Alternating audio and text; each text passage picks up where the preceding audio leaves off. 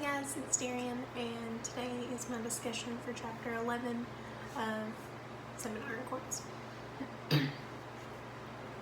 So the first thing that I want to talk about is the case of Brown versus the Board of Education, and I learned quite a bit about this case in one of my undergrad courses, and something that we learned about due to my professor's personal experience is that whenever it was ruled that it was unconstitutional under the Equal Protection Clause to have de jure segregation, the court didn't fully enforce segregation.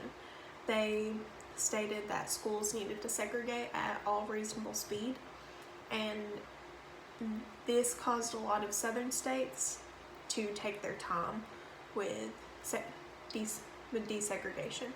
And my professor that I had in undergrad, he was from South Carolina, and he was telling us, and he was an older guy, he was probably like late 60s, mid to late 70s, and Dr. Watts was telling us about how he never went to school with someone that wasn't white, because his school, his area basically still had the mentality of whites needed to stay separated from all other races. So I always thought that was interesting, and how a lot of times when textbooks mention this case, they don't put into consideration that most states didn't desegregate. Most of them continued to be segregated until basically the government had to come in and force them to desegregate schools. So the second thing I want to talk about is also involves the court cases under the Warren and Burger courts, and that's just controversial cases in general. I know a lot of people don't like, you either have two different views on controversial cases such as the Engel versus Vital or Roe versus Wade, and these cases I think bring out the worst in both sides, in conservative and liberal sides of politics, because you basically see them, express their views, but in the most extreme ways. And I do believe that we could come to more equal agreements if people would calm down and, discuss these cases more in like a mature way, and then that way both sides could actually be more understanding of each other, because these kind of cases do bring out the worst in both political parties. And the last thing that I want to talk about is the section on social justice and economic equality. So something that I thought was interesting that the textbook mentioned was social justice equals to economic equality. And I never really saw it as that way. I saw it more as people having the same natural human rights no matter what, and being treated equally no matter what their gender or race or ethnicity is, or sexual orientation. So that was pretty interesting for me. And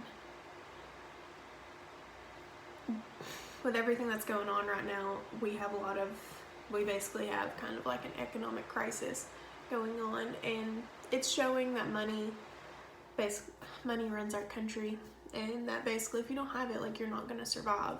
And I've always had the strong mentality of everyone deserves a chance no matter what their circumstances, but to a certain extent, if you're not willing to help yourself, then you can't expect everyone to always help you, because you have to take care of yourself first.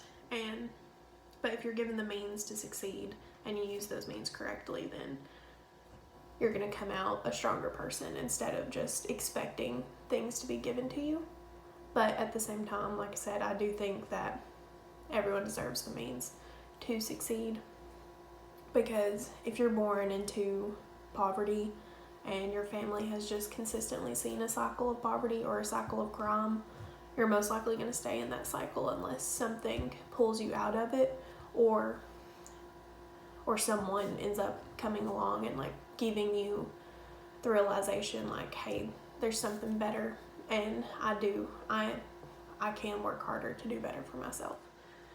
So other than that, I really enjoyed this chapter. I've always enjoyed things that touch on like the class struggle and social justice and social change, because I do think like my generation is very big on social change and kind of trying to fix what